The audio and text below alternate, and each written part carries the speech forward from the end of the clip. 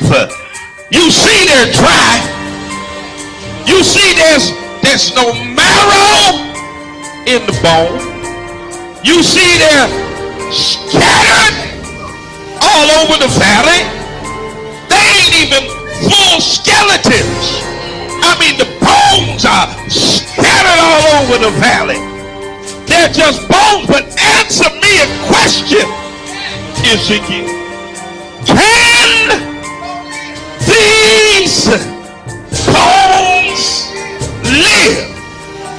Ezekiel answers the only way he knows how to answer. Lord, you know. Critical race theory was born out of critical legal theory. Am I teaching y'all something today? There emerged two common beliefs linking all critical race theories. First, white supremacy has subordinated black people and other people of color. That's just a fact. How in the world are you going to fight against that being taught in any school? White supremacy has subordinated black people and other people of color. That's a fact. Why don't you want that to be taught in school? You let your schools teach us that Columbus discovered America. That's a lie. You let your schools teach us that George Washington couldn't tell a lie. That's a lie. You let your schools teach us that some slave owners were beneficent and good slave owners. There were no good slave owners. Anybody who owned people was evil. That's a lie. You let your schools teach us that Abraham Lincoln was good for Negroes. No, Abraham Lincoln was trying to save the Union. And Abe Lincoln himself said if he could save the Union and keep black people in chains, he would do it. That's a lie. Come on, somebody. You let them teach us about a white Jesus. You let them teach us that Native Americans were the aggressors. Come on, somebody. That white folk had a manifest destiny and that the pilgrims were good to Native Americans. That's a lie. All day, every day, you let them teach us lies. All throughout my history in school, I was taught lies. But you got a problem with critical race theory because it teaches the truth that white supremacy has subordinated black people and people of color. The right to bear arms. Let me just back up a little bit and let me take you on back to the late 1960s when Ronald Reagan was the governor of California. And they were oppressing black folk, and a group of men and women known as the Black Panther Party decided that they were going to defend the rights of black folk. And the Black Panthers decided that the Second Amendment wasn't just for white folk. So they strapped themselves with guns and showed up at the Capitol in California. And when they saw them Negroes with guns, come on, somebody. That's why I say if you ever really want to get gun laws changed, just strap all these Negroes up. They'll change them laws before the week is over. When the Black Panthers, watch this, I want you to read, the California legislator passed what was called the Mulford Act. It was a gun control act that decided who could get guns, who couldn't get guns, what could be in your background, what couldn't be in your background. It was the first time in history that the National Rifle Association, the NRA, supported restrictive gun legislation, all because black folk had the nerve to get strapped. Look at your neighbor and say, neighbor, go get strapped. Amen, somebody. Y'all gonna say Bishop told us to get strapped. I said it. Go get strapped. It just got real quiet up in here. But y'all already know I'm a triple P. Amen. Y'all know what a triple P is, right? A pistol packing preacher. Amen, somebody. Thank you, Jesus.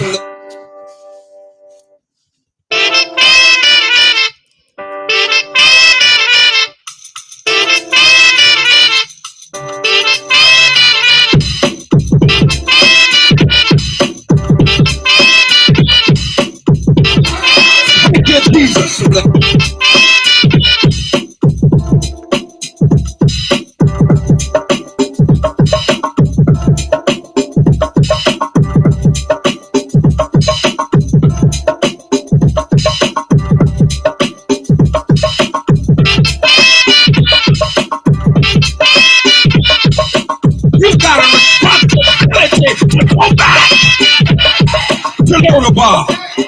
Your work's not done just because you made it to the palace. Bless the name of the Lord. But you've got a responsibility to help somebody else make it across. Thank you, Jesus. Don't pull up the ladder because you climbed to the top. Don't blow up the bridge because you made your way across. Thank you, Jesus. But reach your hand back down the ladder and pull somebody else up out of Lodabar.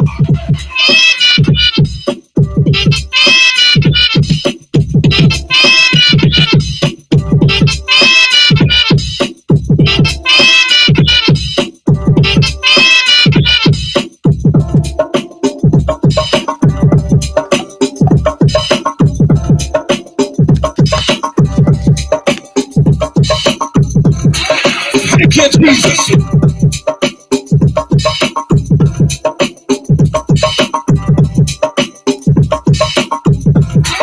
Thank you, Jesus.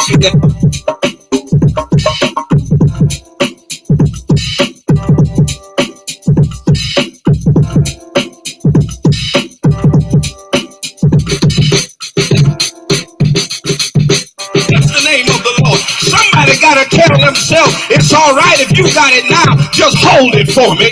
I'll be there to get it after a while. Oh, bless the name of the Lord. Thank you, Jesus. You got to make up in your mind that what God has for me, it is for me. I might not have it right now, may not get it next week, and you might try to stop me from getting it, but if God said it's mine, I want you to know after a while, I'm going to get what belongs to me.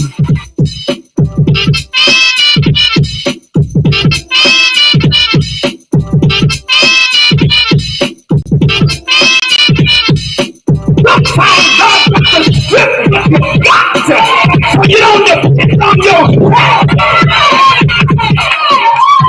Take away from you so you understand how to depend on else. Come on in here.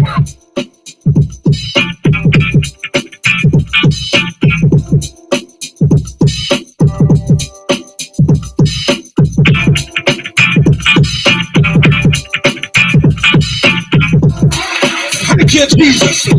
Our young people are dying. Crackdown. Suicide. Homicide. They'll kill you at the drop of a dime. 90.7 WTCC. Good morning and welcome to the Spoken Word. I'm your host, Bishop Talbert Swan II. And as usual, we'll be telling it like it is through cultural idioms and nuances that shape the order, ethos, and chaos of the African American experience. Words have their own vitality. They shape their own consciousness and create their own context for interpreting social and spiritual reality. The spoken word contains the power to reshape the landscape of society.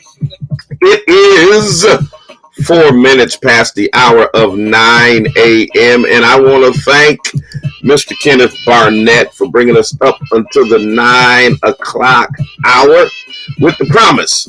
You can hear the promise every Monday morning from 6 a.m. to 9 a.m. bringing you the best in gospel music. Good way to start out your Monday morning.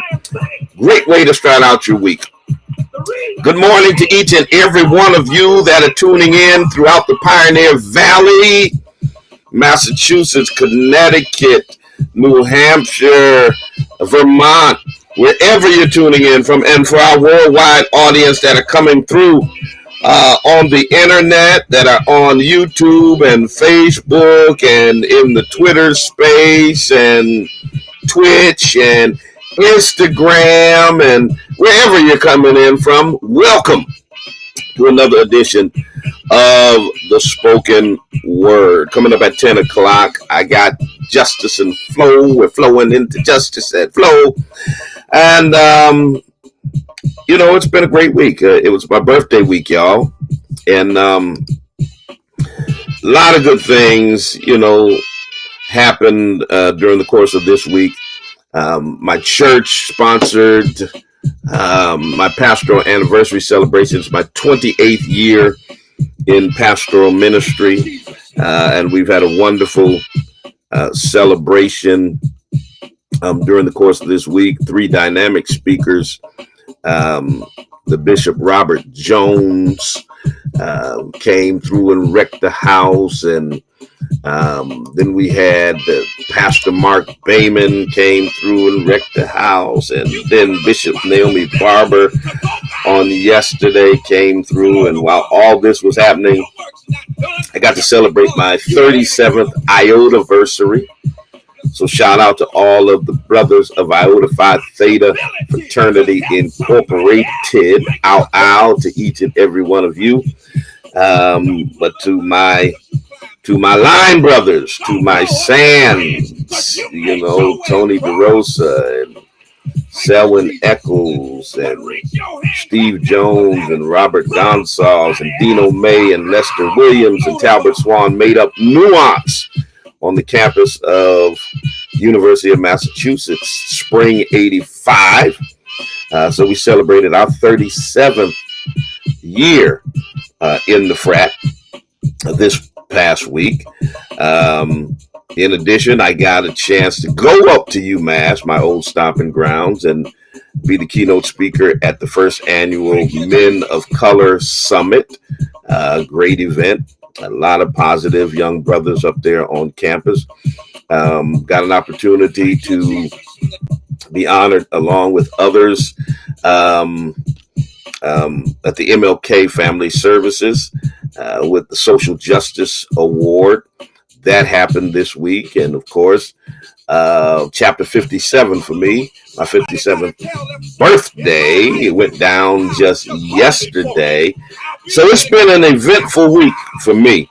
And I'm thankful to everybody who made it special. Thankful to my wife, Cynthia, my children and grandchildren, and my family members, my church family, friends, all of y'all. Anybody who tried to do anything to make the day special. I want to say thank you from the bottom of my heart. Today, we're going to be talking about this denial of racialized police brutality. Anti-Black police brutality is a global phenomenon. It's not just something that happens in these yet to be United States of America.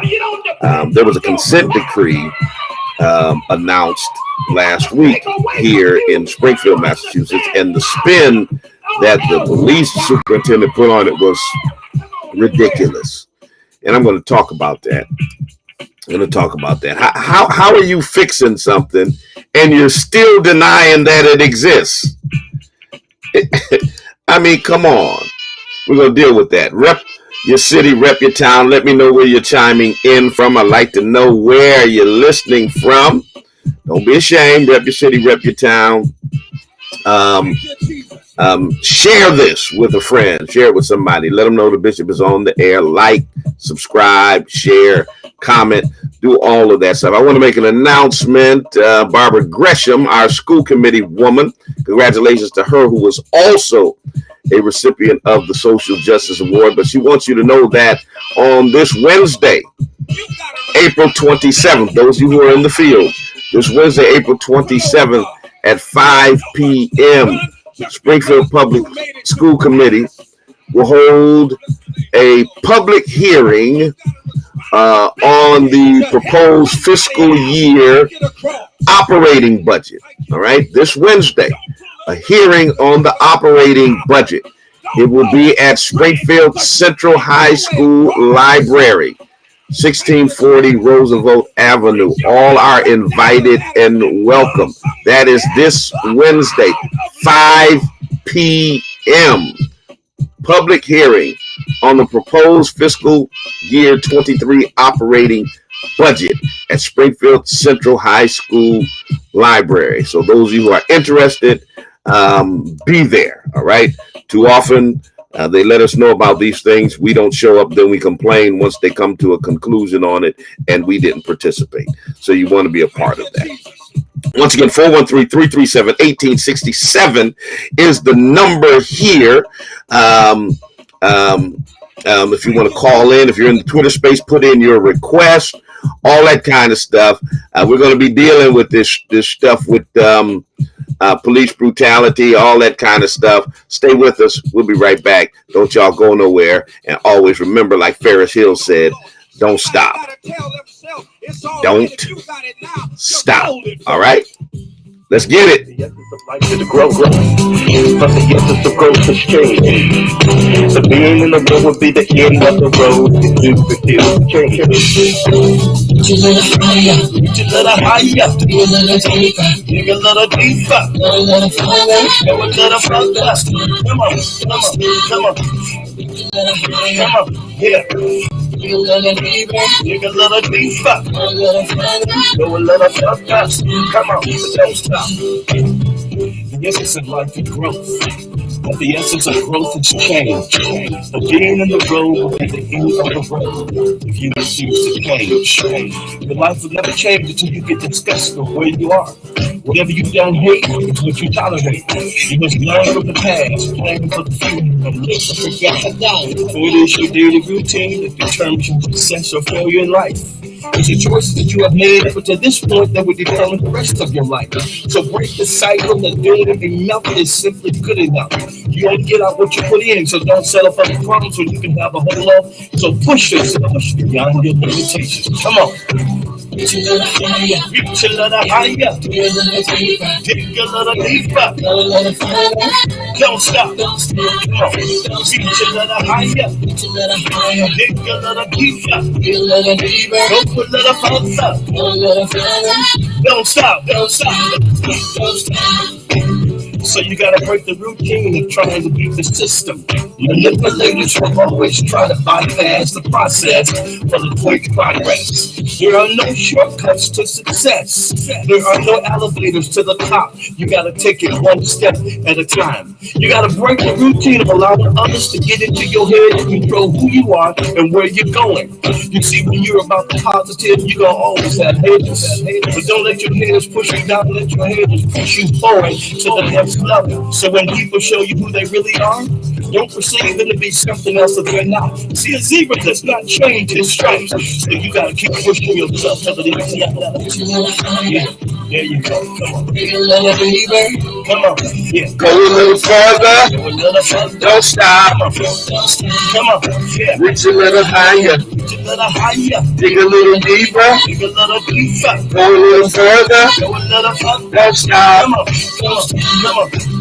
You gotta understand the greatness is the nature that you were born out of. You'll never discover your greatness without dedication. I see you. About who you are and what you Charles Baseball. and greatness will Marlon always McClary. greatness. Show me your freedom. Iotas are in the hizzy. Okay. You just a step away. Yes. You just a step away. Don't ever give up. I see you, my frat brothers. You just a step away. This is Don't Stop by Ferris Hill. Those of you on IG who want to know what song this is. You see, there's no Michigan is in the house, y'all. You can go. I don't know what part of Michigan, but in the power of Michigan. You can see me in Clarksville, Tennessee, so stretch yourself. in the house. Take yourself to the next level. Los Angeles, California is in the house. Toronto, Canada is in here. Springdale, Maryland is in the hizzy. I see you, Springfield, Massachusetts. I see you. I see you. Philadelphia, Pennsylvania is up in here. Come on, rep your city, rep your town. Let me know where you're in here from. I got the Bronx, New York up in here. Come on through YouTube. Tell me where you're coming in from. Get your dream. Come on in here, Till you get IG. your dream. Come on. Don't stop. Don't stop until you get your dream. Don't stop. Get your dream. Come on. Yes. Don't stop. Stop. Come on. Come on. Come on. Go for the go. Come on. You gotta go for the go. You gotta go for the go. Don't stop. Don't stop. You gotta see it, y'all. Come on. You got to feel it. Yeah. Come on. Go a little further. Yeah. What you make in a year, you gonna make in a month. What Check you the make in a prophecy. month, you gonna make it a week. And what you make in a week, you gonna make it a day. Oh. Come on, wait, baby. Come on, come on, come on. Come on, come on. Yes, don't stop. That was Ferris Hill. Those wanted to know what was happening there. Check him out. A lot of good stuff. A lot of good stuff. He's got popping, old school, but good stuff. Okay. 413-337-1867 is the number here. Las Vegas, Nevada is up in the hizzy. All right. Rep your city, rep your town. Let me know where you're coming in from. Definitely would love to know where each and every one of you are in from. Let me see. I got requests already in the Twitter space, even though we haven't started. But let me check out Joe Deloria. Joe, what's on your mind? You can now speak. Unmute your mic. I'm from Michigan, as in Hobart, and I love Vegas, and I think Black Lives Matter. Okay. All right. I agree with you. All right. Appreciate you.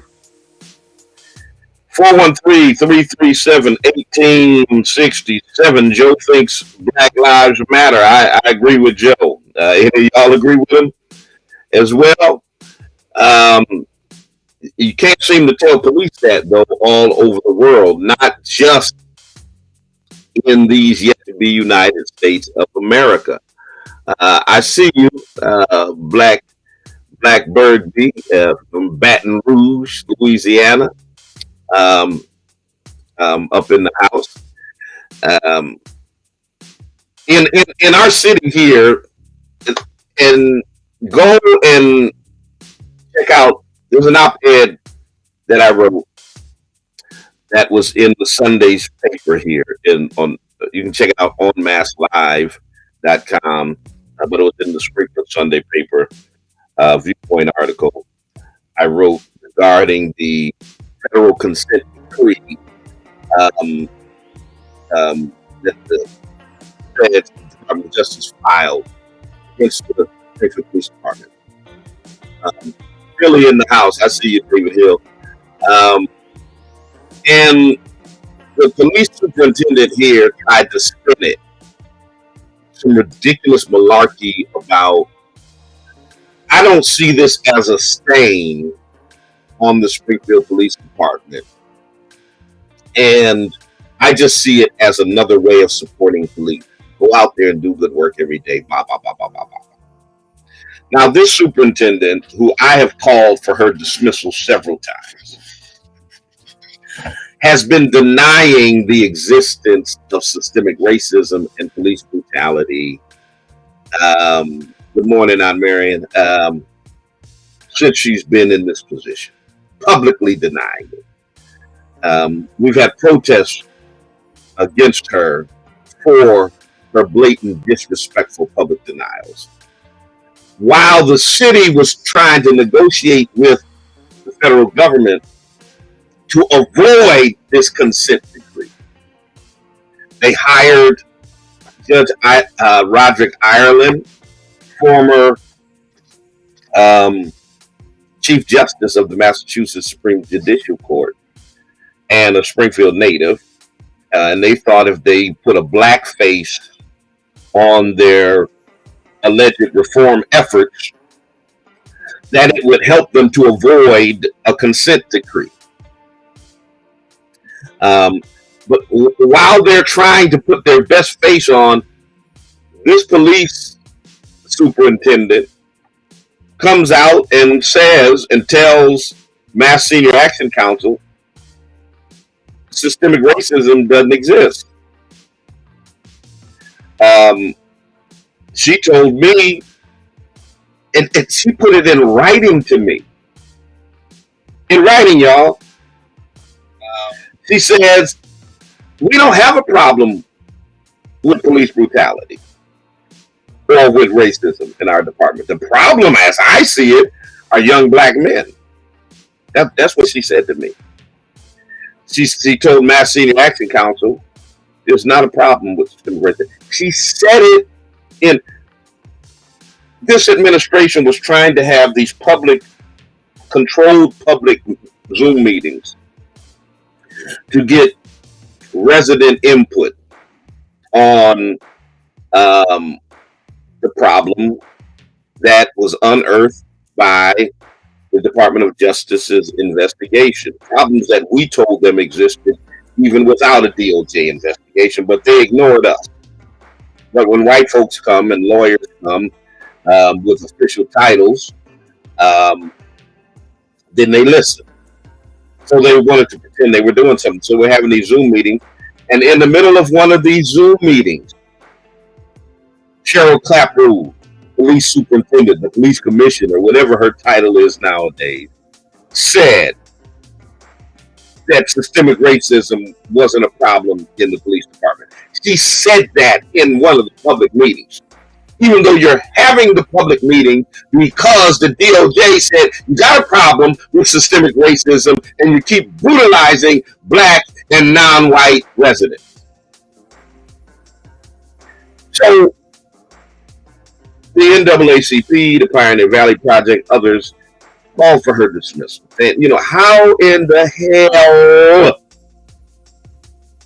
are you going to have a woman at the head of the department who's supposed to institute changes to mitigate the problem of police brutality and systemic racism while she continues to deny that they exist?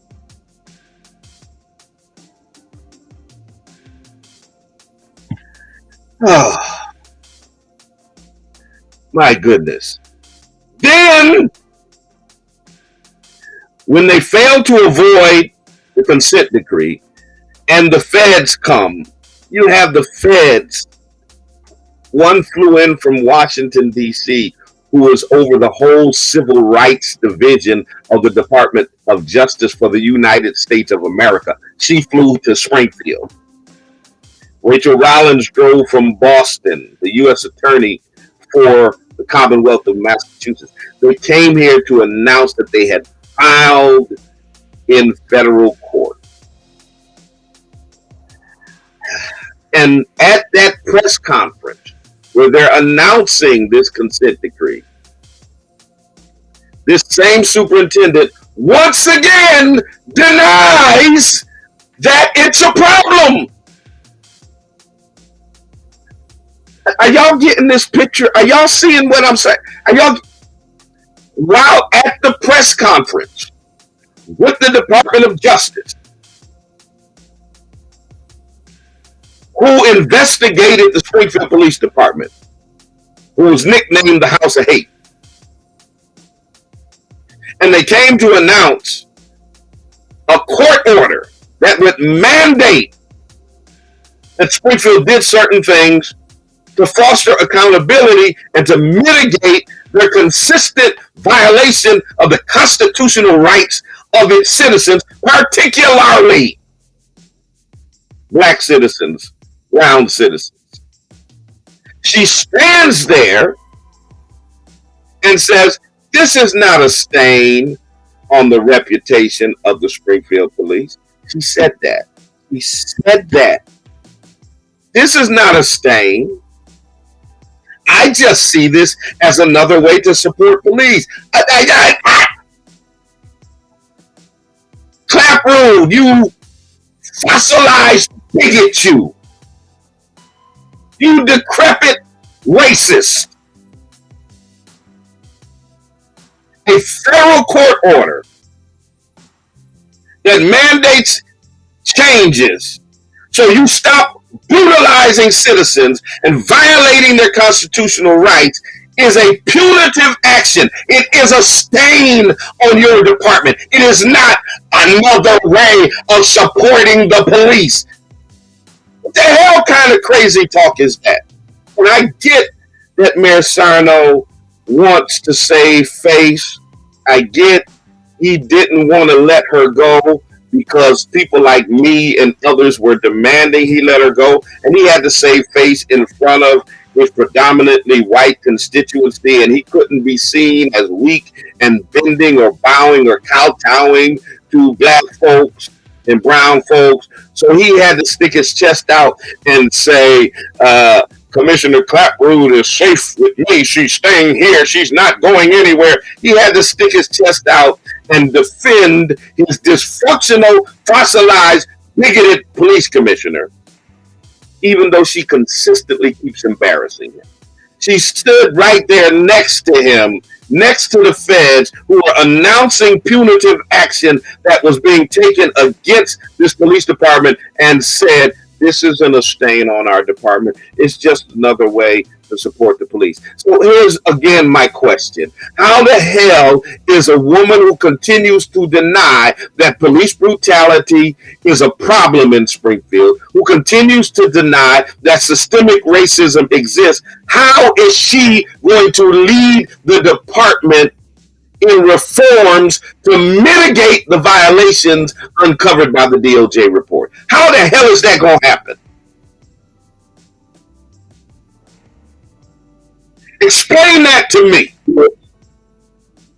Explain to me how someone who continues to deny that it's a problem is going to be the driving force and instituting reforms.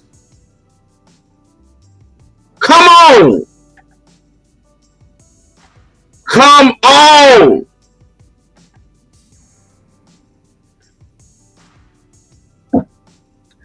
Just the fact that she had the nerve to stand there in front of the feds and say that foolery, he should have fired her then.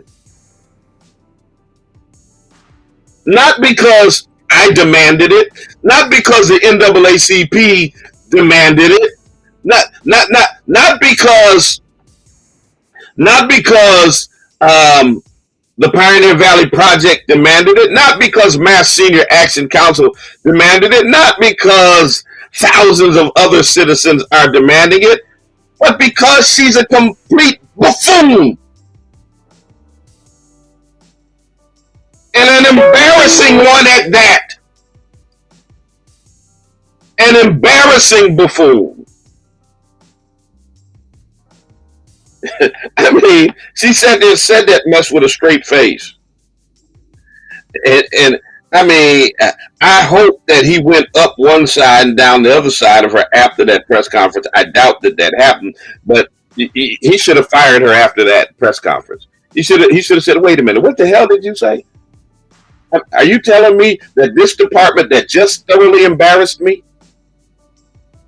that got the feds in my city, that has my police department being the only police department investigated by Donald Trump's DOJ, that the racist administration that decided it was not going to investigate any police departments decided that my police department was bad enough to investigate and was the only one in the whole nation in the whole 4 years he was in office that got investigated. And the first department that entered into a consent decree by the Biden administration, and you sitting here talking about it's not a stain, you should have fired her on general principles. You should have fired her on GP.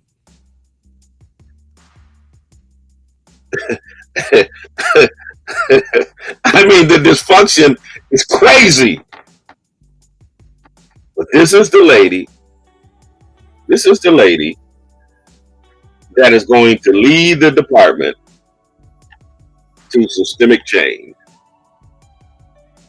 even though she keeps denying that the systemic problems that exist are real.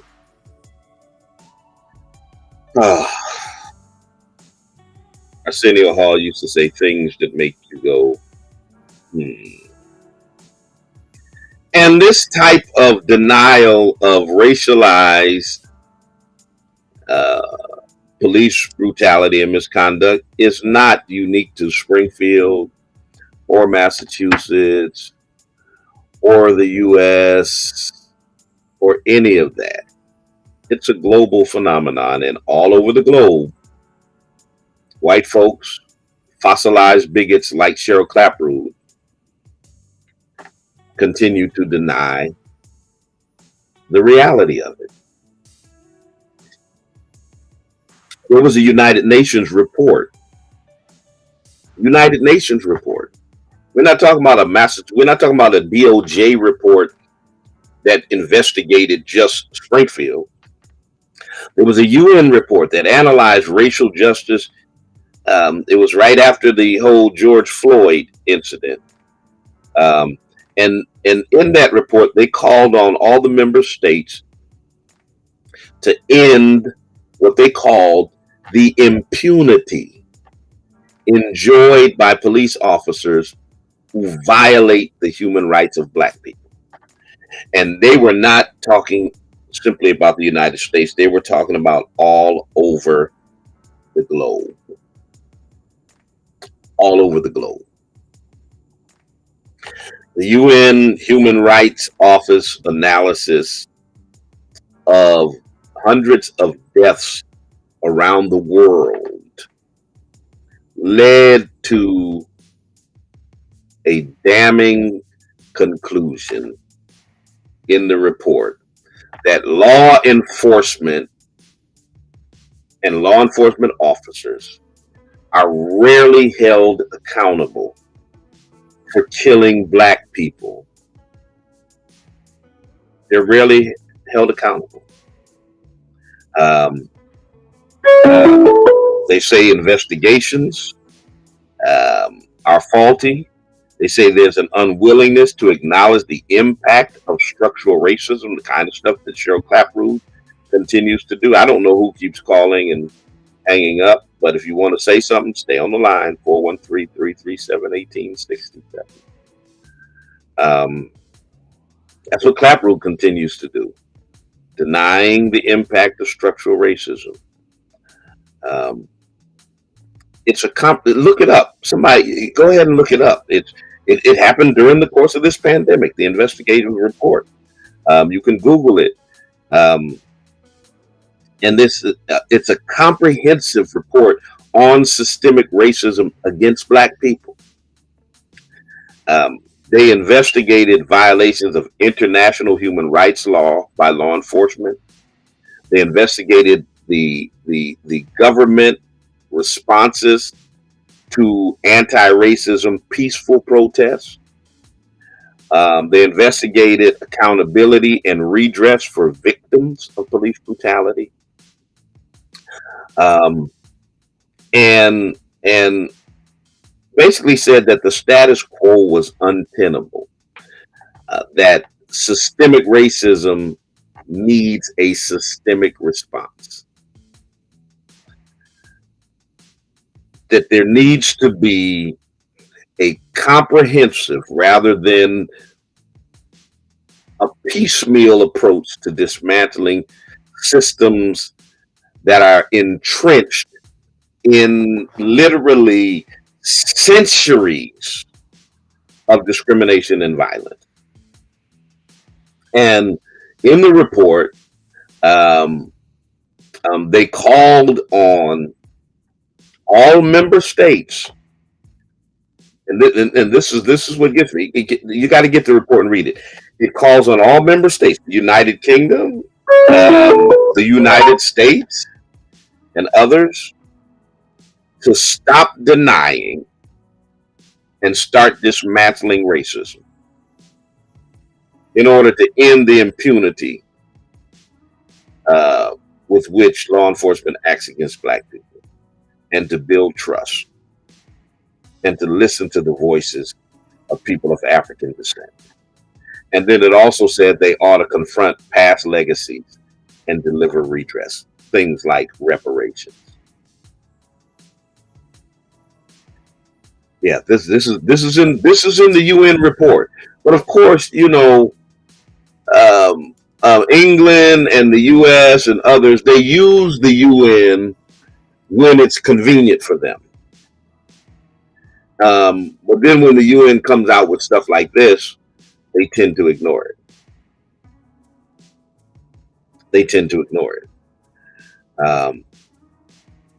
But this was talking about the universal impact of anti-Black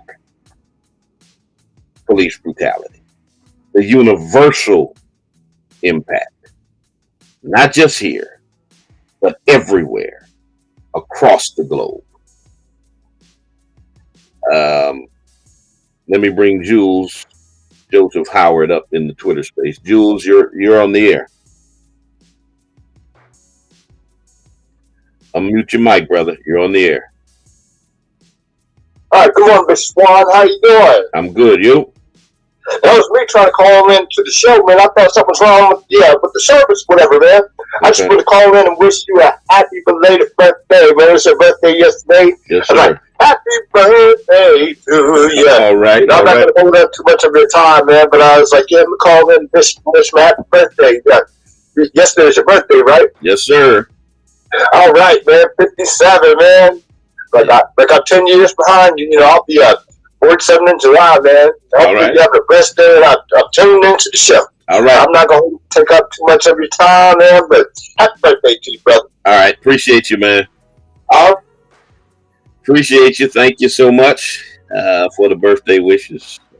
Also, I shouted out one of my birthday twins today, Karen Hunter, who had a birthday yesterday as well.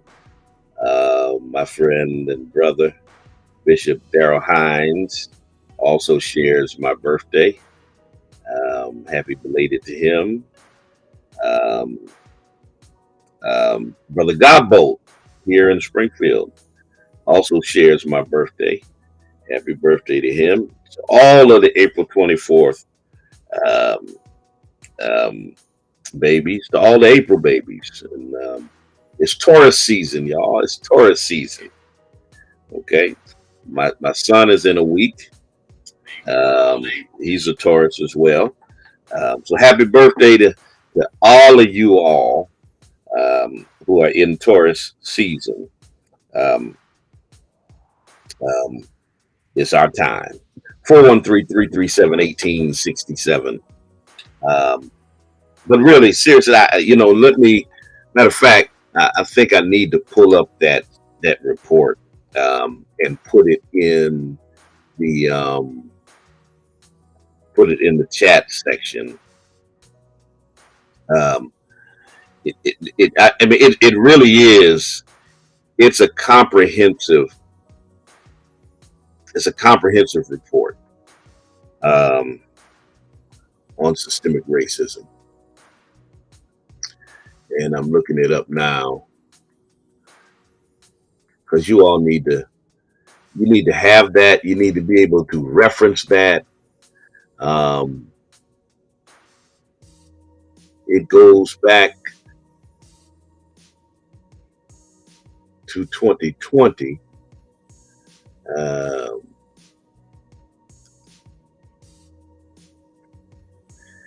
There we go. United Against Racism. I'm going to put this link in the chat section. I want y'all to snatch it up and reference it, because a lot of times we think locally, but anti-Black racism is global, and which means wherever you go in the world, you are subject to the same type of discrimination that you face right here at home, which is unfortunate.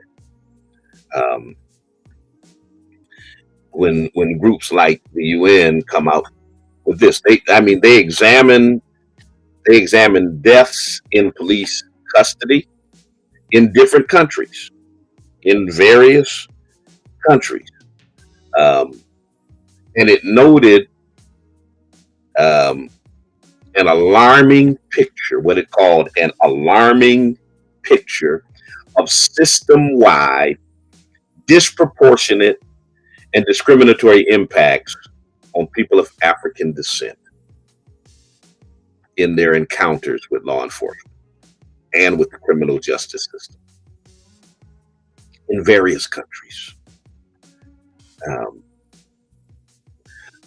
They talked about, there's a section that talks about the denial of justice. How Black people, no matter where they are denied the opportunity to seek justice before a judge.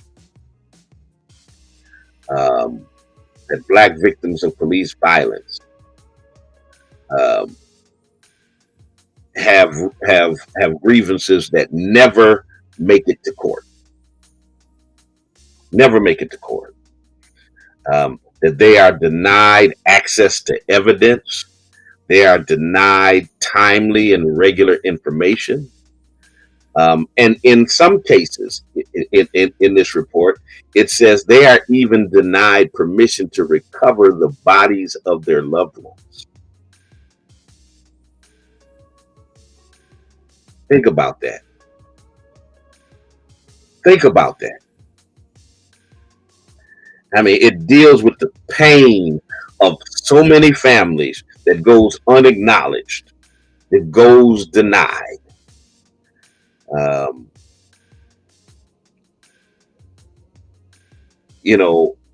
And then it proposes that there should be a wholesale review of the structures that reinforce inequality in all aspects of our lives.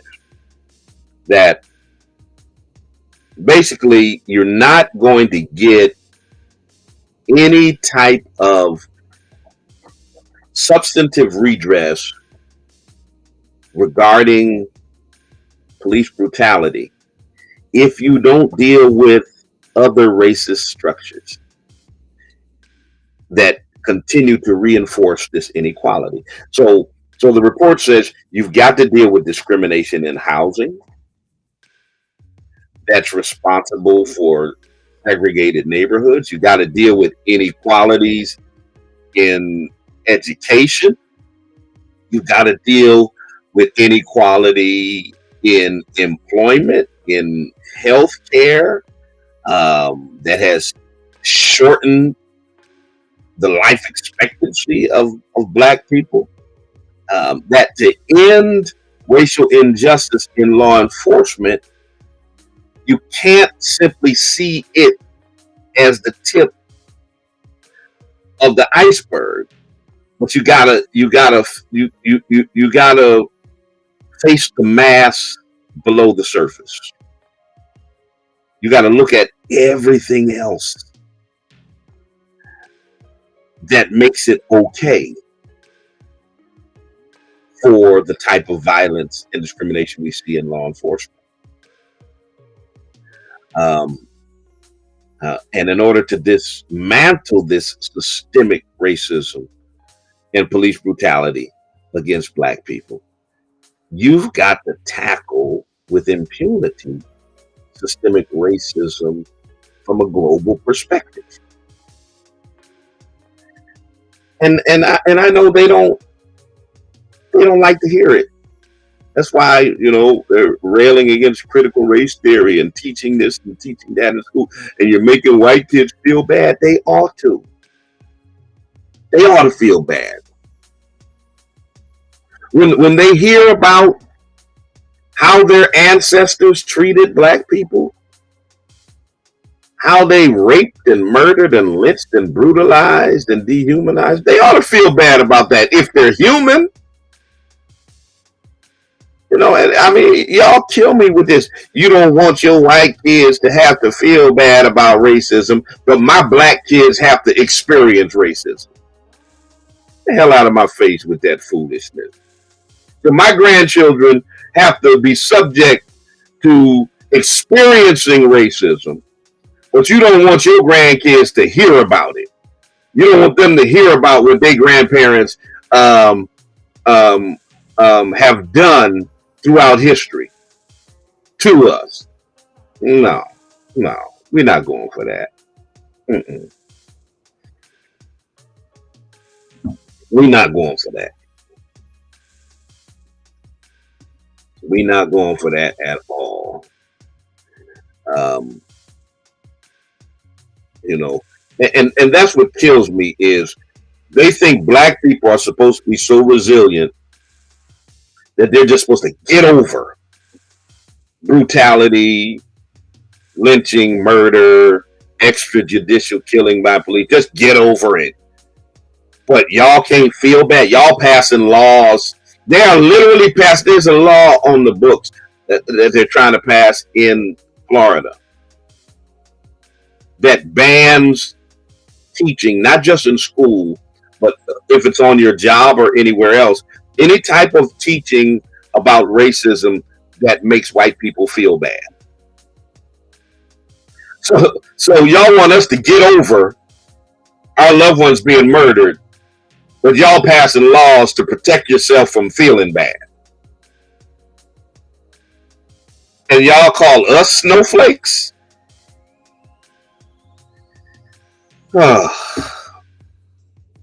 You know, and here's the thing, for many of the white observers,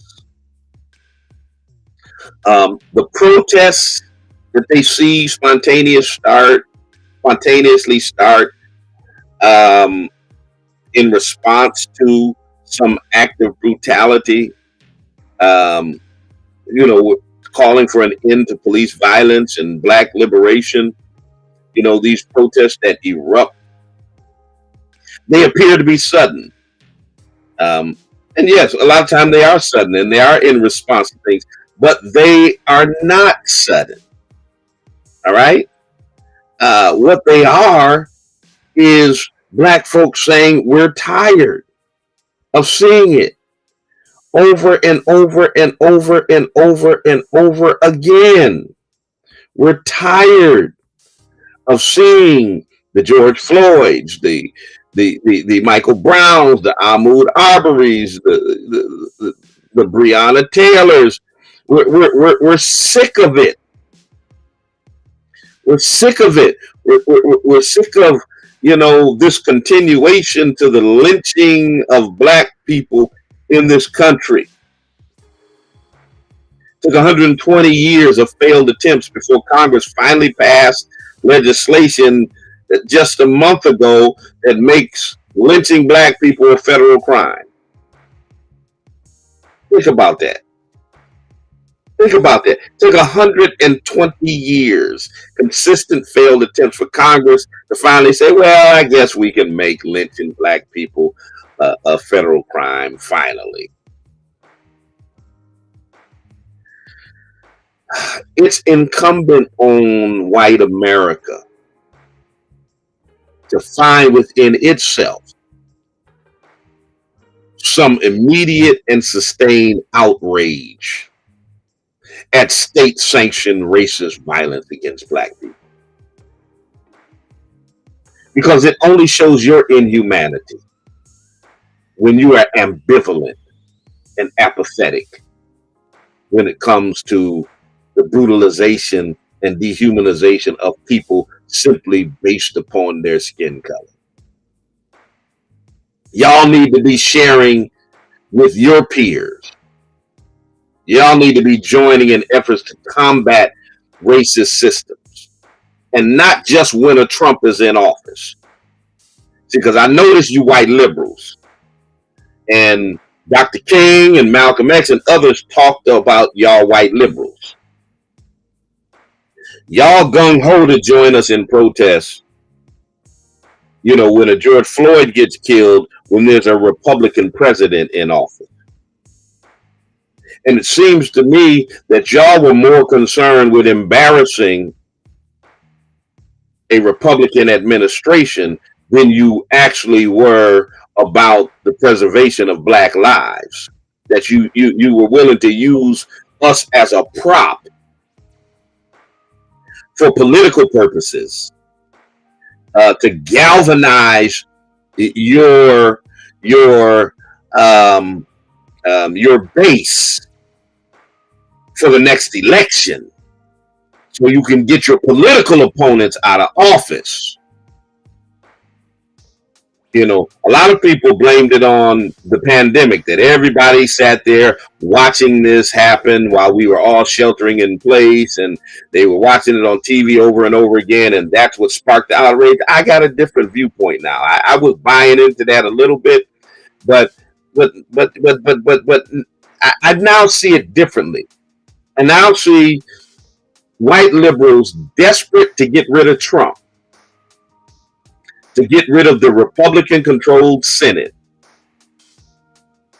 that it was willing to jump in the streets with black people and call attention to police brutality and call for police reforms and do whatever was necessary to embarrass the Republicans so that they could galvanize their base and get the Republicans out of office. I notice they don't have that energy now. Did you notice they didn't think about it just for a minute? Just follow me for a minute. Just follow me for a minute. You know, 8 minutes left in the program, but just follow me for a minute. Follow me for a minute.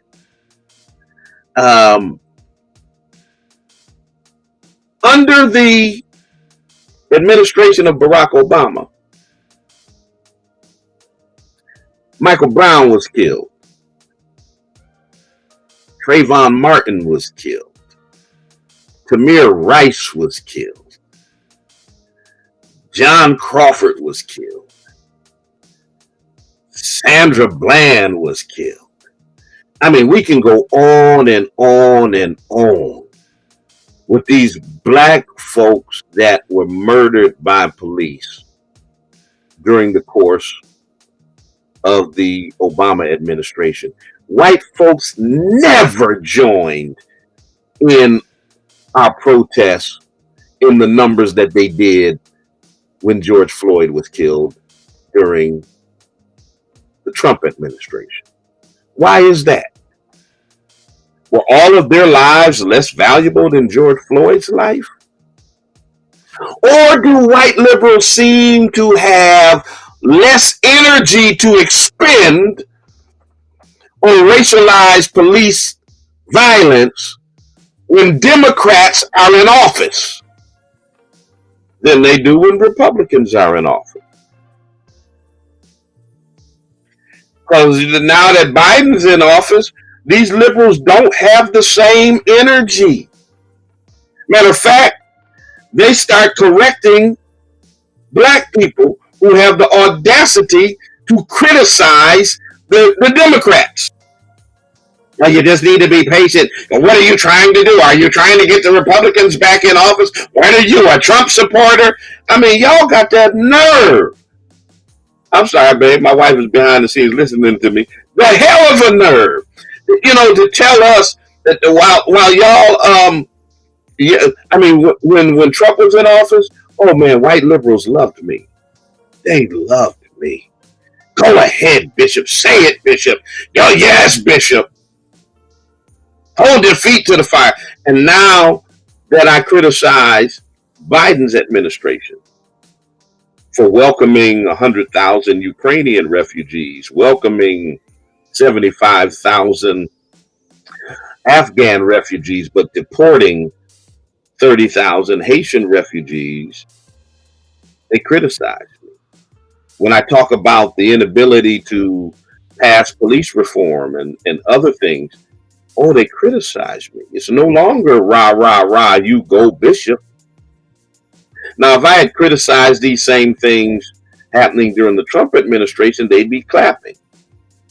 But now that the racism is coming from an administration that is Democrat, I'm supposed to shut up because black people are supposed to stomach racism that comes from Democrats and only complain about racism when it comes from Republicans. No, that ain't it, baby. Sorry.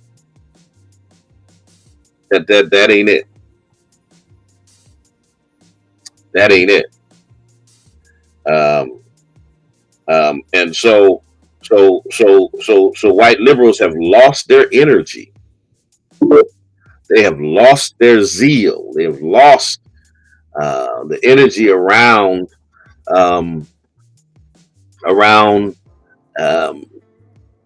protesting and fighting and dealing with these very systemic issues simply because one of their own is now in office. So as long as the bigotry comes from the Dems, we're supposed to be patient with it. That's why I keep telling folks, racism in America is not a partisan political thing. Racism is not Democrat or Republican.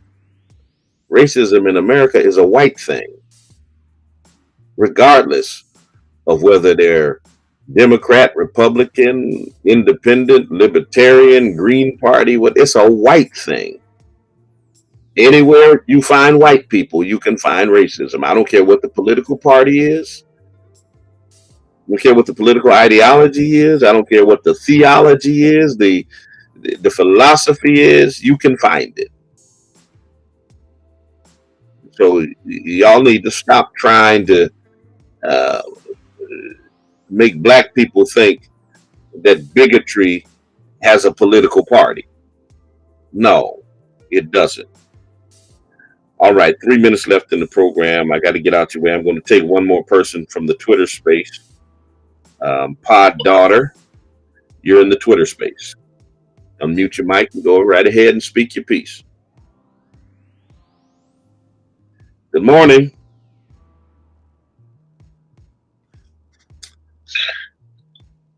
Morning, Bishop. How you doing? I'm good. Hi, I'm a listener from New Zealand. All right, New Zealand in the house. Yes, I'm a follower from New Zealand, and you're so right. Everything you say is right.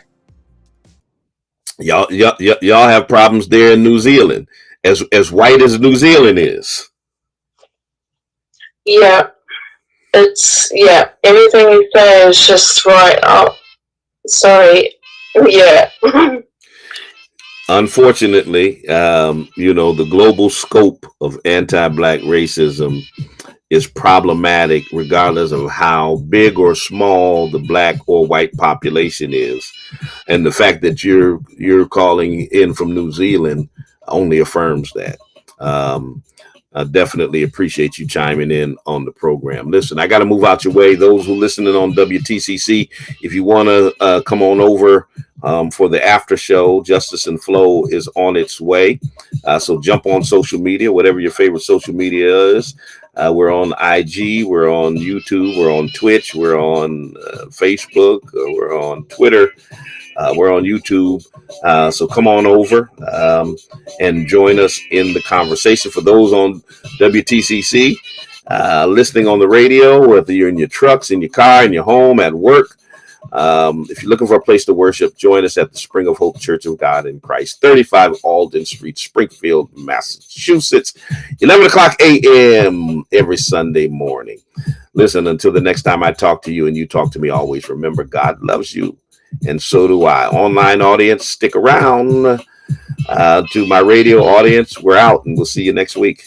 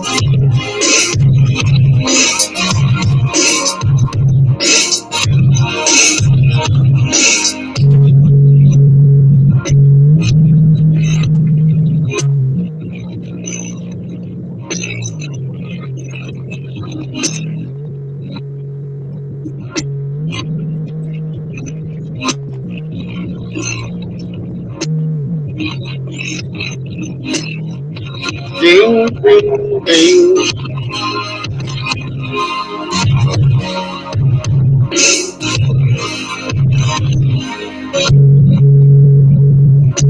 All right.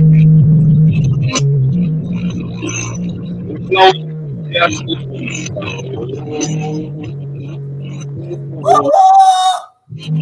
We need to tell Micah to put a little bit more African drums in our intro. You sounded like Morris Day from the time. What was that? Morris Day. Why Morris Day? That oh, you just did sounded like Morris Day from the time. Oh,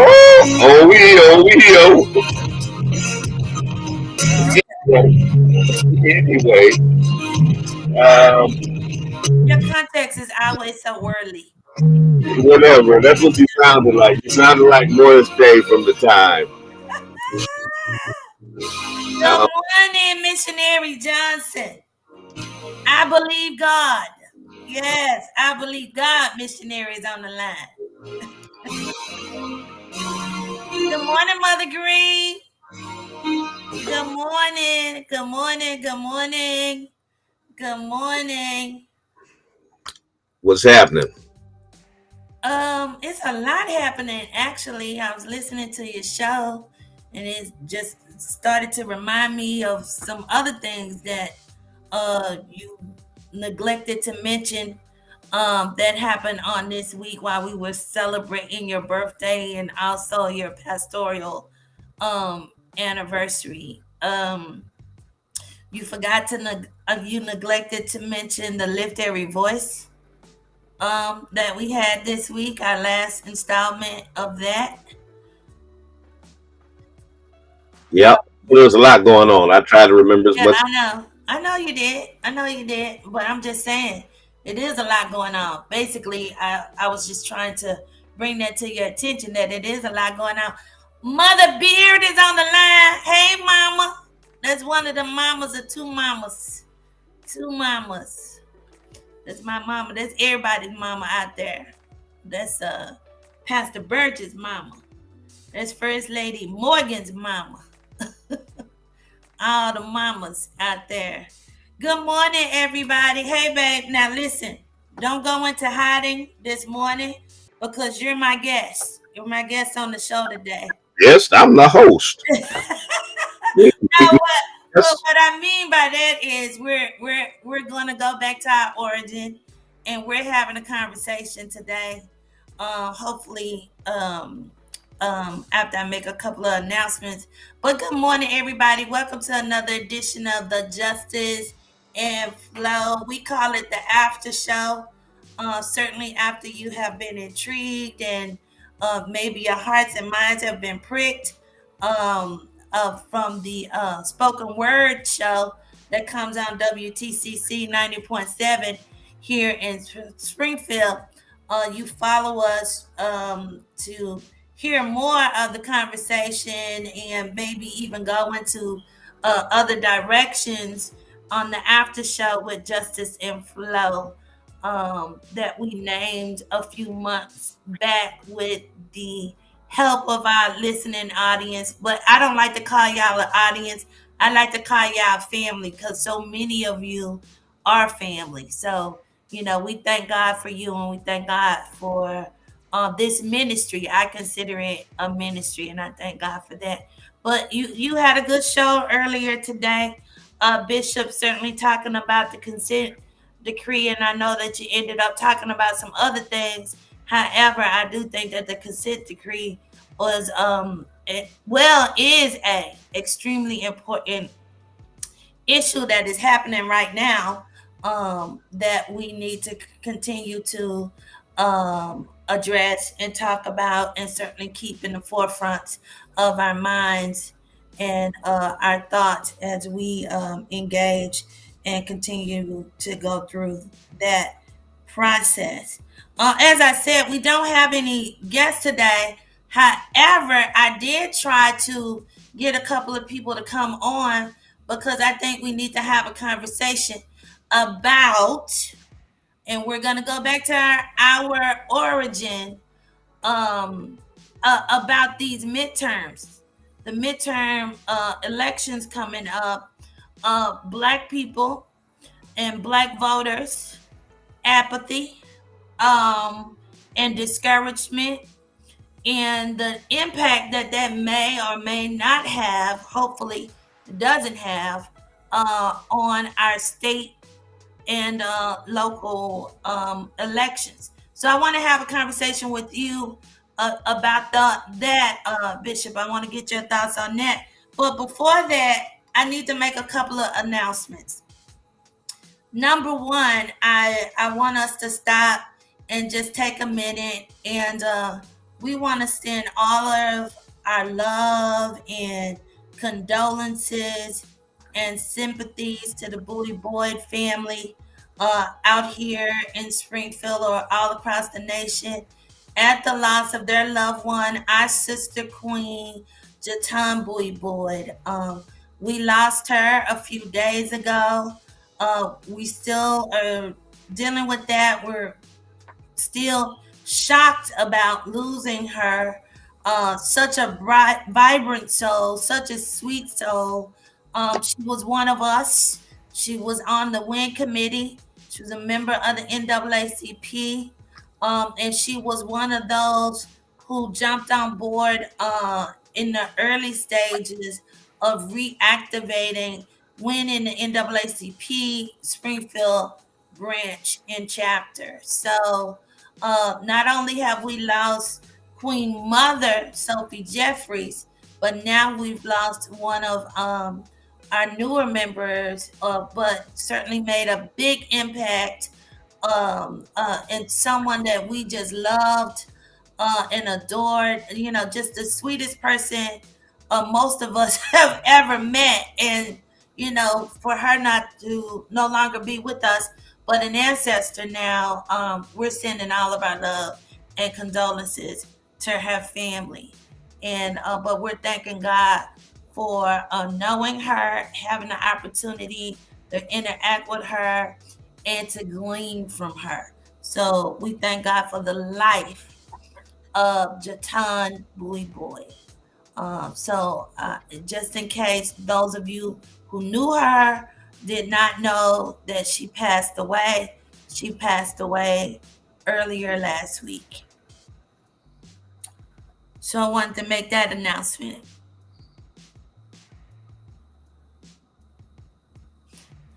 Now I want to make another announcement before Bishop and I go into the program for today.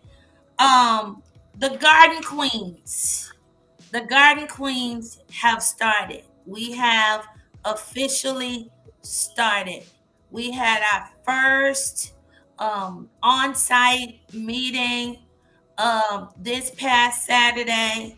And I'm just so excited about this initiative, this community effort, these women, you know, from our community, not just our community here in Springfield, but abroad. We're not excluding anyone, anybody who wants to learn how to garden so that they can grow fresh produce at their homes or at the church where we're going to be doing our first project is going to be at our church at the Spring of Hope Church of God in Christ, located right here in Springfield. We're going to be developing the first our first community garden at Springfield Hope Church. I'm sorry. And I couldn't be more excited. We are under the leadership of Queen Anna Muhammad, and she has so much passion. Most of all, she has so much love about this work, about growing food, and not only growing food, just as as a hobby, but growing food to increase our health. And that's what it's all about, increasing our health, and having better choices, and certainly supplementing our meals with more nutritious foods, and having access and creating access to more nutritious foods and produce in the community. I'm just so excited about this. So those of you who are still interested and still want to join, you can contact me on my Facebook page right now, Cynthia Davis Swan. Just look up Cynthia Davis Swan. My settings should be where anybody can reach out to me, inbox me, and just let me know that you're a listener, that you're family, and that you want to become a part of the Garden Queens initiative. The Garden Queens initiative. We are out the gate. We're up and running, and we are meeting. And so this is the right time right now for you to get involved with that. So I'm so excited about that coming up. I also want to say this. Although we're still in the process of organizing officially, so we don't have like a bank account or anything like that, there is a small cost, to buying supplies and materials and things that we will need in order to put this garden together. So I told the garden queens that I would ask for donations over the air today, and so I am asking for donations. Uh, Whether that be monetary, or rather, you want to make a donation of supplies. So we're gonna need wood, we're gonna need nails, we're gonna need soil, we're gonna need things like that, and some other materials that I don't know, because this I'm learning too. I don't know, but if you want to make a monetary donation, a monetary gift, you can send it to my Cash App. That's $Cynthia Swan. CynthIaSwan. CynthIaSwan,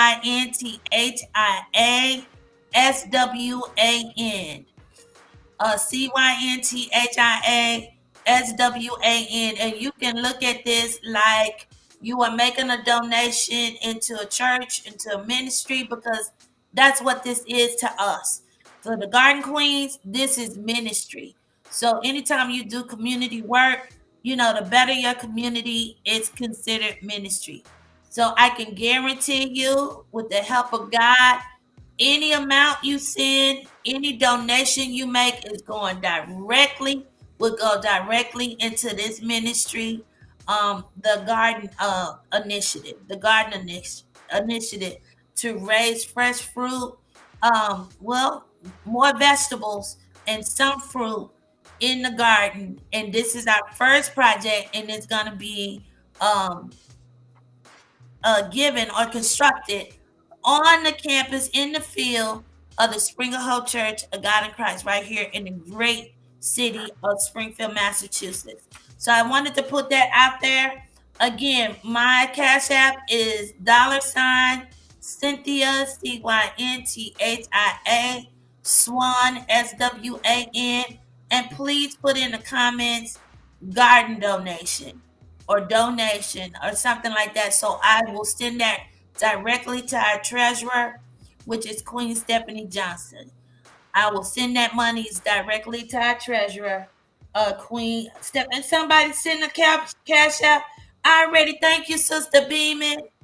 Thank you, Sister Beeman. Thank you so much for that. So we're starting a garden. And so, like I said, this is the right time right now to jump on board before we get good and hot and then you try to jump on board, and then you miss a lot of stuff. So this is the right time right now. If you're still interested, if you just want to volunteer, if you just want to support, whatever it is, come on in now.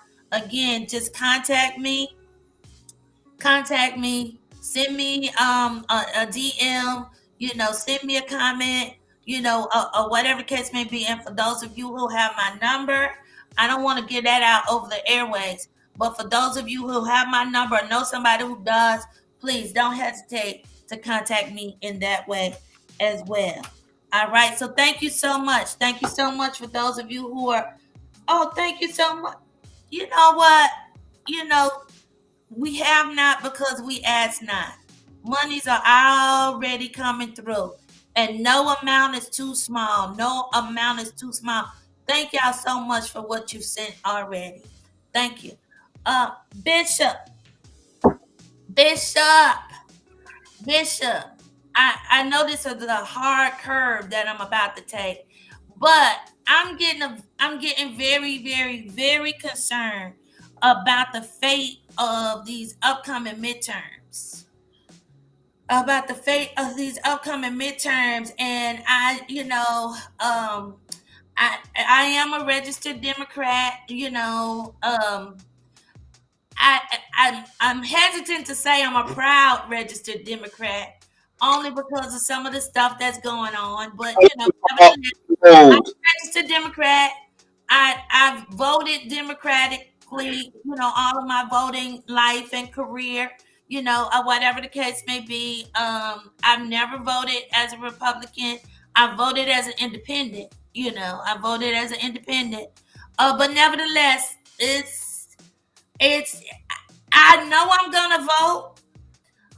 I just don't know how to deal with the apathy that's coming back when we were kind of working really hard to deal with that issue, but I don't know.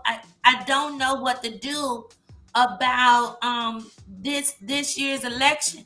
It's so important, especially the state election. And I don't know if this apathy, it seems like it is though.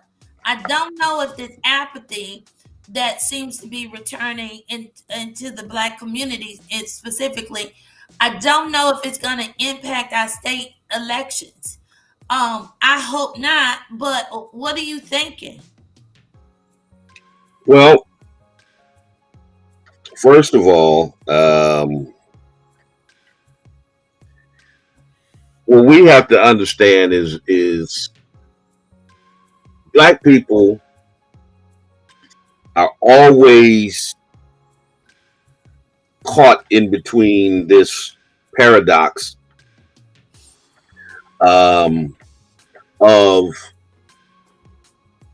not aligning ideologically with Republicans, and then also having serious concerns about Democrats, but because of the duopoly of this two-party system, they have few alternatives than to vote for one or the other, and we're always stuck in the mores of choosing the lesser of two evils. When that goes on, literally for centuries, or at least for decades, in terms of when we got the right to vote, it becomes frustrating, and it creates a form of apathy or ambivalence to the voting process, to where Black people say, you know what, if I can't vote for Republicans, if I vote for Democrats, they may not be as bad as the Republicans, but still overall, it's not good for Black people. So why vote at all? And of course, the counter argument to that is always looking at the sacrifices and the blood, sweat, and tears of our ancestors that went into securing for us the right to vote, and not wanting to disrespect their legacy, their lives, and their sacrifice. So we want to vote. So we don't do that. But then it makes it difficult if we feel like we have nothing for which to vote.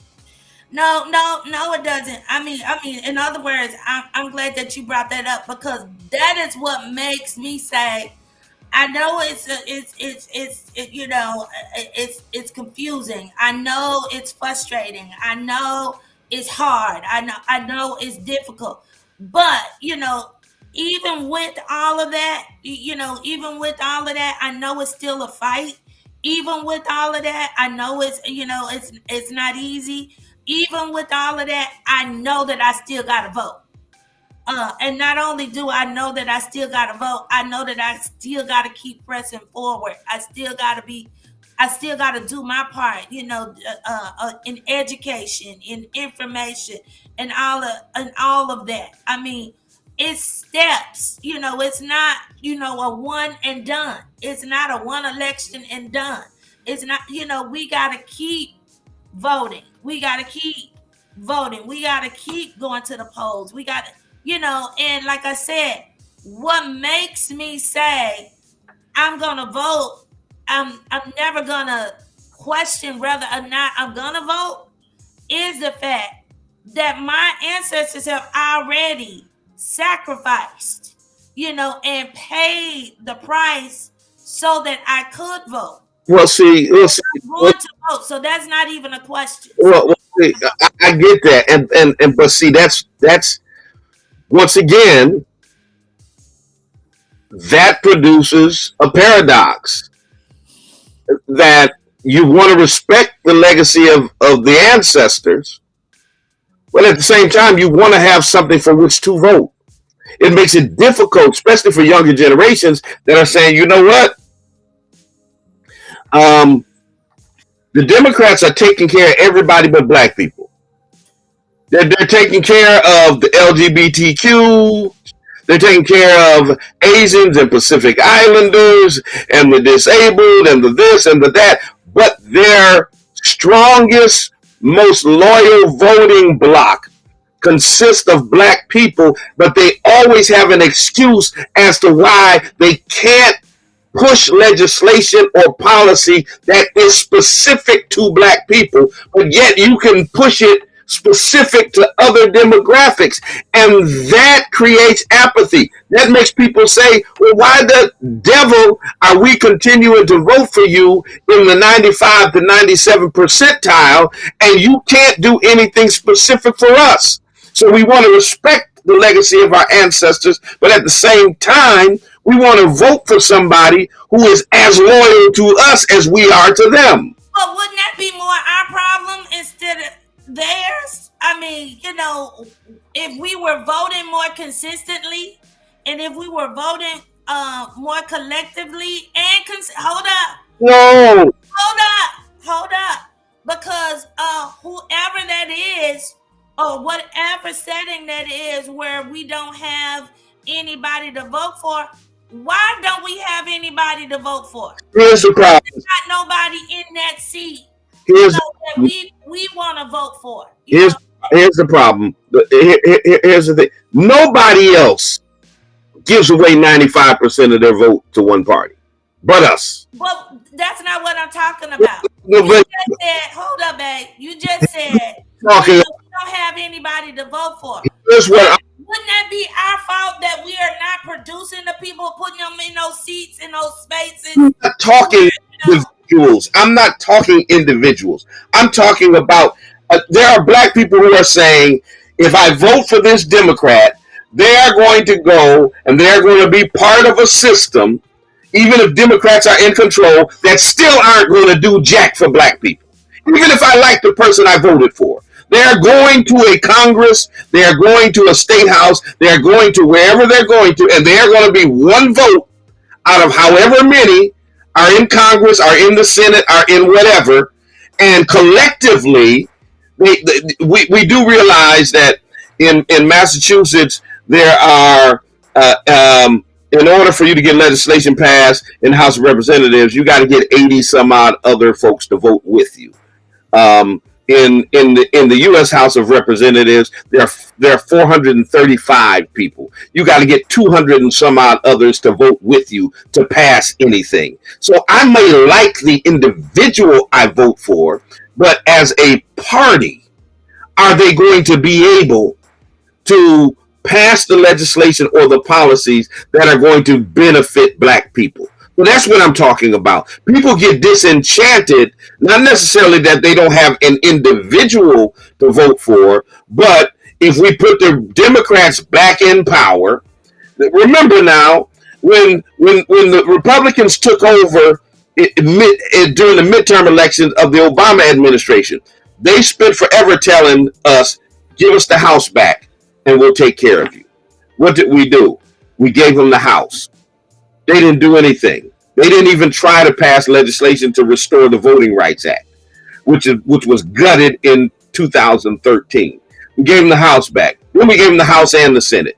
Yet, we can't have a George Floyd justice and policing bill passed. We can't get, police reform. We can't get this, that, and the other. And so, but then the answer is always, well, if you put more Democrats in, we'll be able to give you more. And then we go back to the history and we say, wait a minute, when you had a higher majority and were in power, you still didn't do what you should have did for black people. And so I understand black people's apathy. That's all I'm saying. I'm not saying that I don't, but I also don't necessarily agree that the Democrats have done nothing. I'm not trying to defend them either. I don't necessarily agree that they've done nothing. I'm not saying nothing. Hold up. I do think I do think that some things have been done that we wanted and that we needed. I also think that Manchin and cinema is a problem. I also think that, there is 50-50. That's a problem. But, and I'm like, that's the reality of Congress right now. That's why I go back to a historical perspective, because everybody wants to point to the razor thin margin, and Manchin and Cinema and the 50-50 tie and all of that. That's why I go back to when Democrats had a higher majority, where they could have, when Obama first took office, they had the majority in the Senate and in the House, and they could have passed anything they wanted to. They could have passed voting rights legislation. They could have passed police reform. They could have passed whatever they wanted to pass, and they had the White House. But the best thing we got, the white supremacy and the racism overshadowed all of that. Point I'm trying to make is at the end of the day, when Democrats had the power to do for black people, they did not do it. So black people are saying, why should we give you a supermajority back in either house of Congress? When you had it, you didn't do what you should have done for us. We didn't get reparations. We didn't get police reform. We didn't get a wage parity. We didn't get a number of things that y'all could have did for us and had Obama sign into law, and y'all pussyfooted around for 2 years, and the Republicans came and they took control. But they didn't just take control; they stole control. Let's not forget that fact. But People who remember that and are saying, and so when Democrats come back and say to us, well, if you give us a higher majority, then all these things you're talking about we can get done for y'all. There are people who have a memory who say, but when you had the majority and could have got it done, you didn't do it. Why not? And what makes you? But babe, would you agree with this though? Even when they had the majority back then, when Obama took office, when they had the majority back then, and even in the Clinton, the climate wasn't the same as it is now. Actually, the climate changed when Obama took office. But think about it. The climate change. It was no George Floyd, a police reform bill. It was no the voting rights bill. They could have passed voting rights. Wrote legislation. Well, that's true. But I'm just saying it was no at that time. Not that we didn't need police reform then. We still needed it then. I absolutely agree, but what I'm saying is, if you go now, but it wasn't necessarily a staple then. And if you go back beyond Bush, if you go prior to his 8 years, and you go to the Clinton administration, Clinton was in office for 8 years. We got the crime bill under Clinton that started the incarceration of black people. That was signed into law. That was passed by Democrats, signed into law by, where's that coming from? Signed into law by a Democrat president. Welfare reform that kicked millions of black children off the welfare rolls and put them into poverty happened under the Clinton administration because he wanted to move to the center and become more moderate so that he could get moderate votes and get reelected. Absolutely. He was willing to so the Democrats were willing to sacrifice black children so that they could stay in power. This is the reality. But that's nothing new. That's nothing new. I'm not saying that it's right. I'm not saying that I agree with it. I don't. But that's nothing new. That's nothing new. I'm just saying, is that a valid enough reason for us to become dismayed about voting? Are we supposed to not vote, and we're all supposed to jump on this bandwagon of apathy again? I can't do it. Okay, I get that. Blood has been shed. I cannot do it. We gotta find another way. What I'm trying to say is I understand the apathy. I understand it.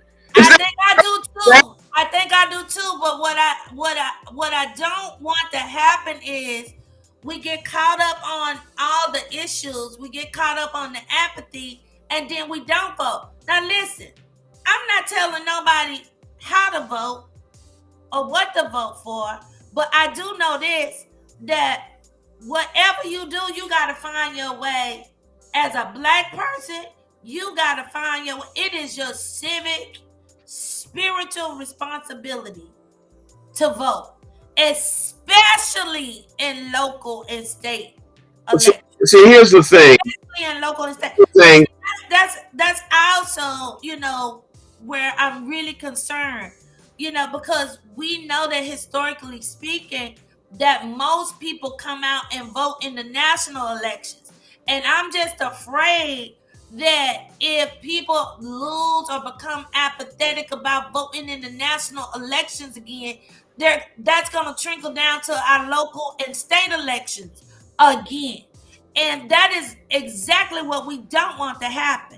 Well, now here's the thing. I've never, and here's where people will misinterpret my criticism and say, oh, I'm advocating that we don't vote. Nobody can ever find anywhere where I've ever verbally stated, put it in writing, or ever told people not to vote.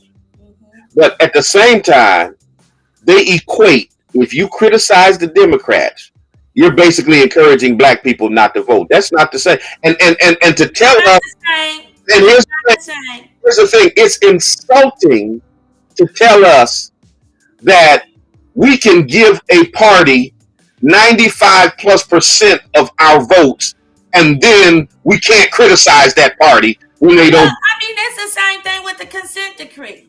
I said this to you this morning when we was talking about the police department.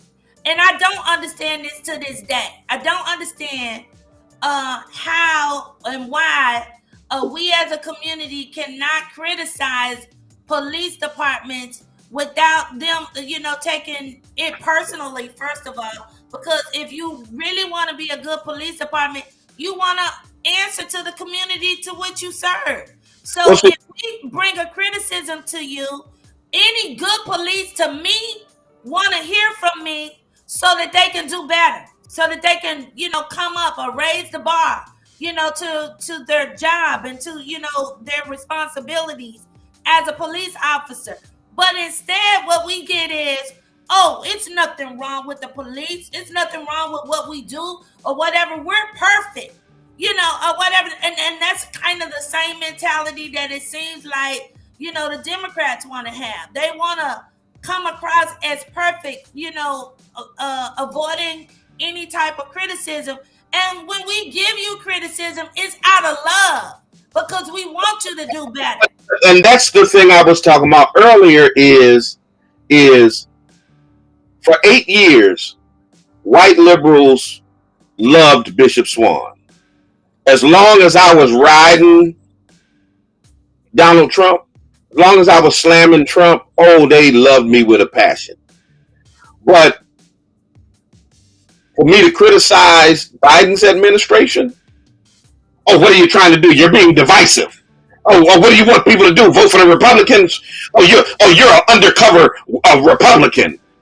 So for 8 years you loved me because I was anti-Republican. Now all of a sudden I'm an undercover. No, I'm pro-black. And if racism and bigotry and things that are detrimental to the black community come from Republicans or from Democrats, you're going to hear from me. I'm not going to be silent simply because bigotry comes from your party. And what kind of insult is it to us to tell us that we can give you 95% of our vote, but we can't criticize you when we need to criticize you, or we can't hold you accountable when you need to be held accountable? And so people need to understand anti-police brutality is not anti-police. Anti-bigotry or anti-apathy or anti-dysfunction amongst Democrats is not anti-Democrat. Well, that's been my whole point, like my whole life, especially when God brought it to my awareness. But the way that God brought it to my awareness was actually through the church. It was women who built the church. It was women who sacrificed for the church. It was women who went out and did what we call preached out the churches, established the churches, established the missions, then put a man over it and went on about their business, or whatever case may be. And so, for people who don't understand that history, don't know that, don't have that knowledge, and then for that same system, that same organization to then come back years later, or whatever, decades later, and kind of have constructed this sexist system, where women cannot advance, like men, and the process is different for women, within the church, or whatever. And I call those things out as I see it. If I see any injustice, if I see any sexism, if I see any prejudice or discrimination, especially, toward women and girls or whatever in the church, I call it out. But I ain't going nowhere because I love the church. The church made me, or whatever. The church has its place in my spiritual growth, in my spiritual development. I need that system. I need that support. And so my criticism is not saying I'm anti-church. It actually is saying I am pro-church. So I want the church to do better. And I want the church to be better. So that's why I'm criticizing it, or that's why I'm critiquing it. I should say it like that. That's why I'm critiquing it, and that's why I'm calling out injustice that I see, because I want it to do better by its girls and its women. And it's the same way that I see the police department. It's the same way that I see the Democratic Party. It's the same way that I see any system that embeds and perpetuate any system of injustice and racism. See, here's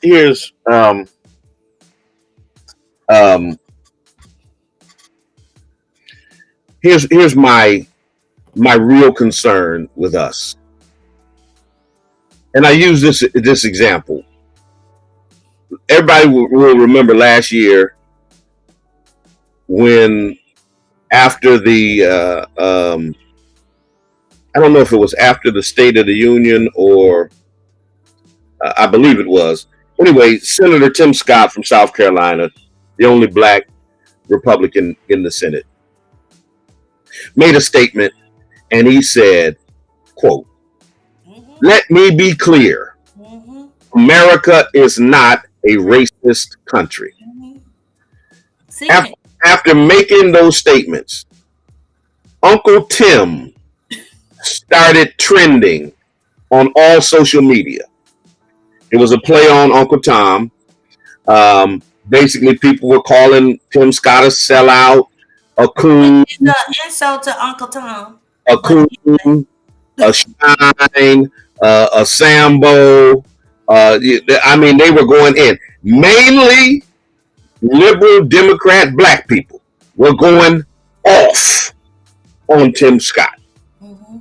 The next day, 24 hours later, 3 major Democrats, Joe Biden, the president of the United States, said, same thing. America's not a racist country. Kamala Harris, same thing. A black woman, vice president of the United States, said, America's not a racist country. Clyburn, party whip in the House of Representatives, a black Democrat from South Carolina, got on national television and said, America is not a racist country. None of those black Democrats that had all of that energy for Tim Scott said a word in criticism for those 3 Democrats who said the same thing Tim Scott said. Auntie Kamala wasn't trending on Twitter. Uncle James wasn't trending on Twitter like Uncle Tim was the day before. And so my thing with us is we can't be hypocrites like that. If somebody saying America's not a racist country is disrespectful to the history and the legacy and the contemporary realities of systemic racism in America, if somebody black and Republican saying that makes you have outrage, all the more reason why somebody who 90% of y'all voted for in the same party as you, when they said you ought to be more indignant. Exactly. That's in the same party as you. Exactly. Your brother that sits next to you. You ought to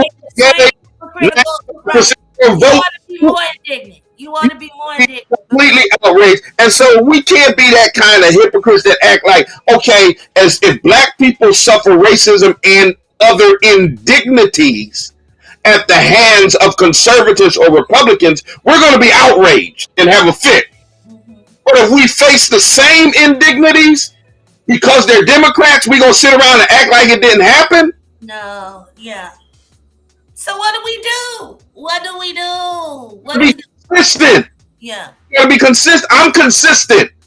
And see, and other people I know that are consistent. But then we get criticized even by black Democrats because, oh no, you can't speak against Massa like that. We got a good house here. Massa been good to Negroes. Democrats good to us. Well, you got a valid point there, babe. You got a valid point there. You You know, we gotta be consistent. I mean, let's be consistent. We talked about Trump's foreign policy. How dare you want to build a wall to keep Mexicans out? How dare you deport Haitians? How dare you deport Haitians? How dare you? Bringing in Ukrainians? In 4 years, Trump deported 6,700 Haitians in 4 years. And black folks were outraged. In 1 year, it should have been. In 1 year, in his first year in office, Biden deported 30,000 Haitians. More than the last 4 presidents combined. Where's the outrage at Biden? Well, because Biden's a Democrat. So how you gonna call what Trump did racist And somehow, and here's the thing, Biden kept the policy in place that the Trump administration put in place, Title 45.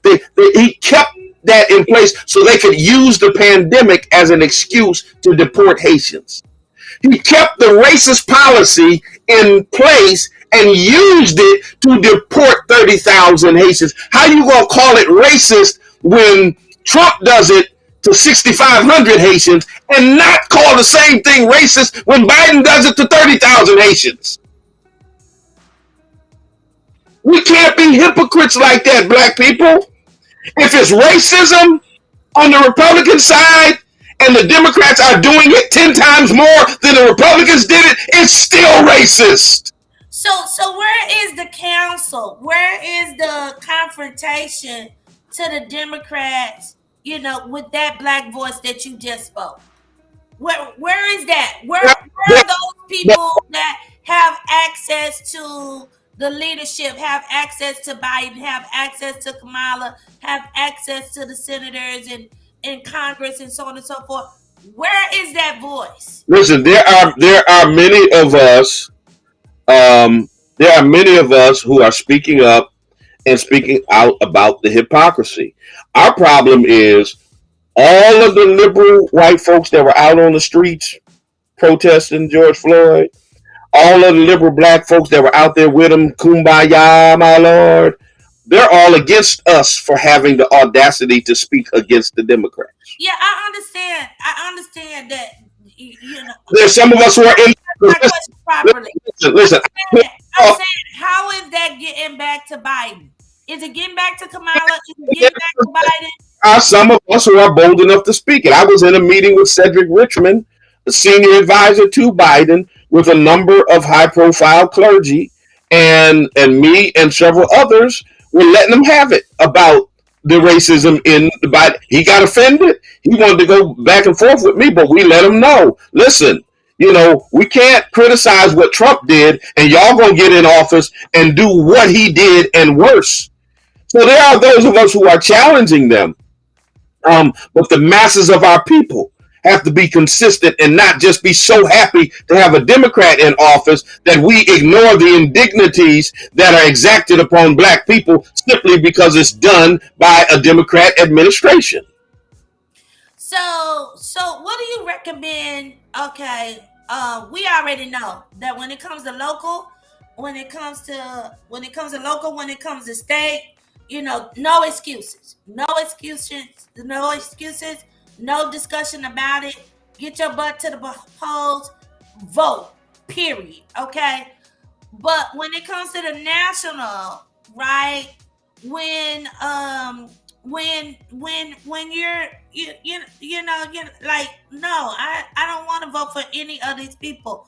What should we do? Write in our own name, write in black people. What should we do? Should we do it right in?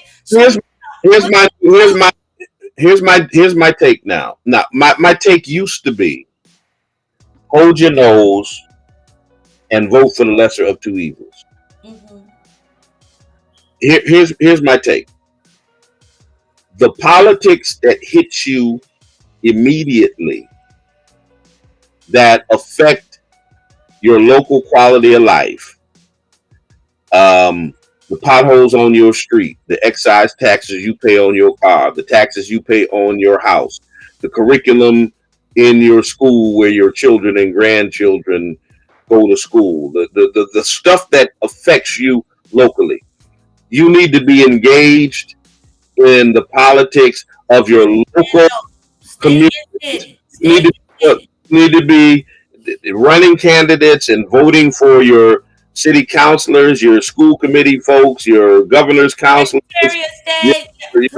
all of that. And when it comes to national politics, I'm one who thinks that if the Democrats have to suffer through Republican-controlled Congresses before they get the picture that black people mean business, that might be a good thing for them.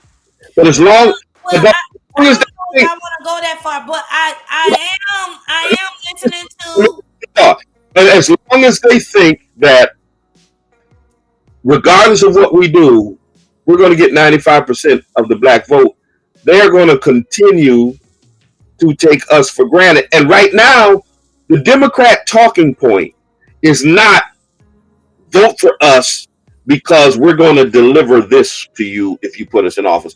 Their strongest talking point is vote for us because we're not them. Vote for us because we're not racist like the Republicans. And to many black folk, that don't cut it anymore. You don't try to scare me into voting for you. Oh, you don't want to get Trump back in. Oh, you don't want to get them back in. Is that your strongest point? You can't tell me how you're going to help us? Only thing you can do is try to scare us into what the big, bad, scary Republicans are going to do to us. The Democrats need to get their stuff together. Otherwise, they're going to be in big trouble come this midterm election. I promise you that.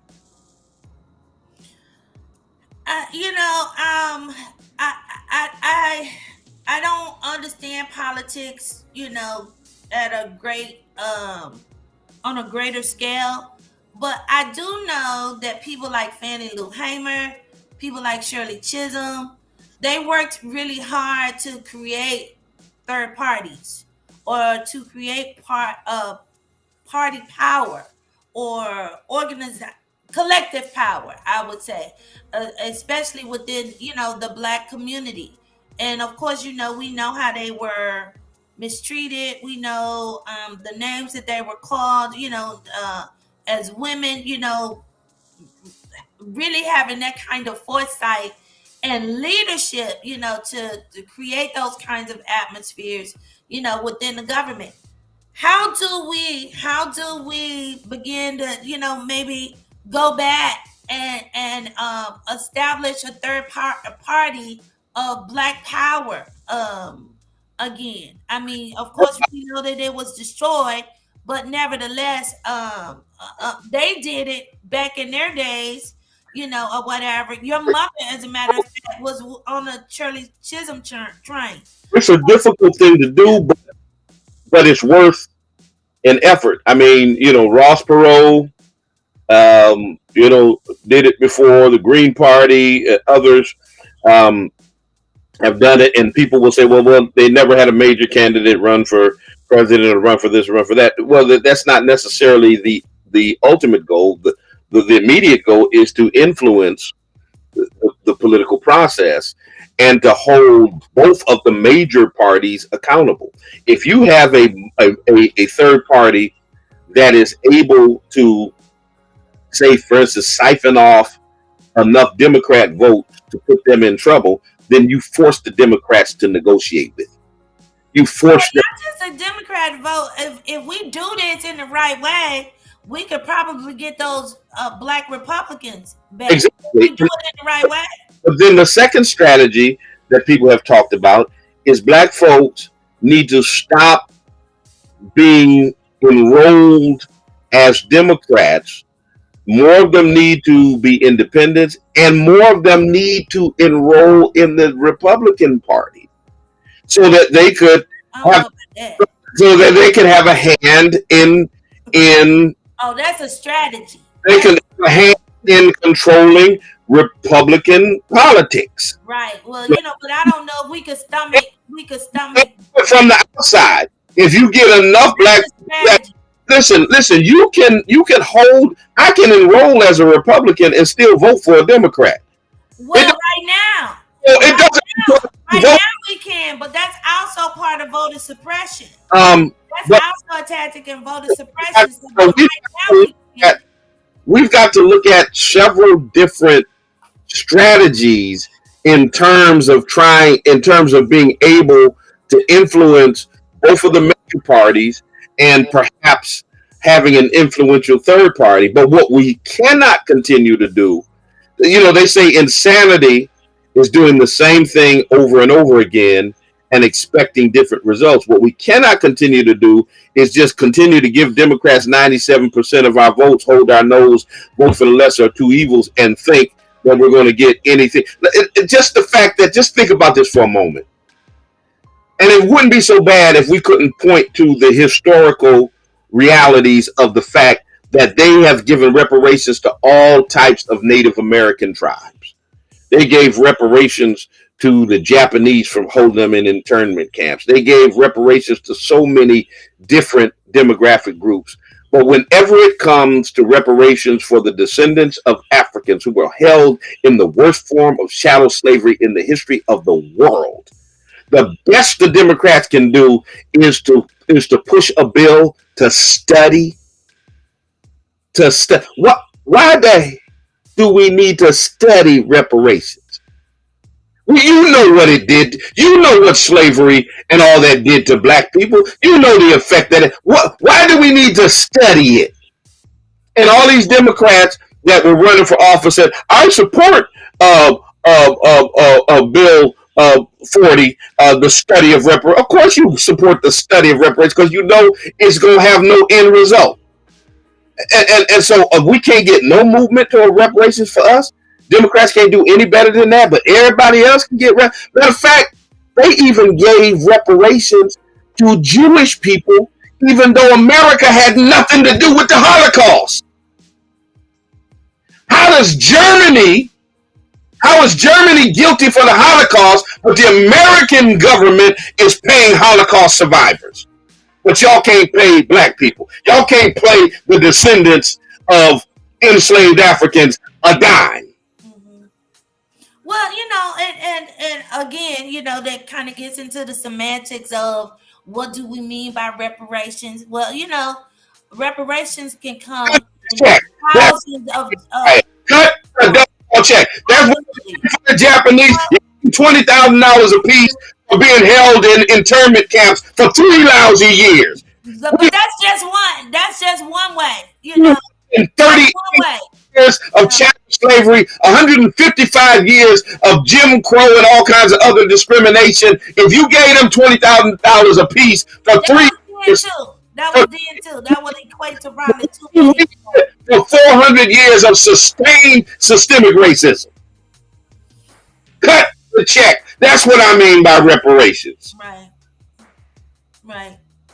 Well, it's not just a check. It cutting what is it? Erasing student loan debt. Free college tuition. Well, not just tuition, but free college. Or whatever. It's a whole lot of different ways. Reparations can be paid. Back to descendants of slaves. Descendants of the enslaved. Maybe that's the way I should say it. Descendants of the enslaved. Yeah. So okay. So that was basically the topic that I wanted to talk to you about. It's a whole lot more that's kind of in my heart, but it's it's 10:59, so it's the 11 o'clock hour, and I know you got to get to a meeting. But I did want to make that announcement again. Just let everybody know that the Garden Queens have started. Who have already sent a couple of donations. Again, you can send donations to my Cash App, $ Cynthia Swan, CYNTHIASWAN. That's my Cash App. Any donation, anything that's on your heart, to send to help us get this first project on the ground, literally on the ground, would be greatly appreciated. If you live here in the Springfield area, but if you live anywhere, actually, we can Zoom because we're gonna get started with the training and everything. We're gonna be on site in a couple of weeks, so come on and join. DM me at Cynthia Davis Swan on Facebook. And I look forward to hearing from you, and I look forward to working with you, and I look forward to continuing to do ministry with you all. And I hope you enjoyed today's show, and I hope in some kind of way you've been edified and informed. Answer the brother's question about t-shirts. Oh, well, these were shirts that I actually had designed, and and I gave to my husband for his birthday. But I'm definitely thinking about, I think that's Jules that asked that question. I'm definitely thinking about having some made. So if enough people like yourself, Jules, are interested in purchasing a shirt so that they can support the show, and also support the ministry, I definitely will look into that and have some made, and we can start producing them and sending them out to the audience. And they probably would cost about $25, because it that's about how much it costs, to get it made. Okay. All right, y'all. Out of here. Gots to go. I don't want to leave, but I gotta go right now. Until the next time we talk to you, you talk to us. Always remember, God loves you, and so do we. We're outing. Deuces.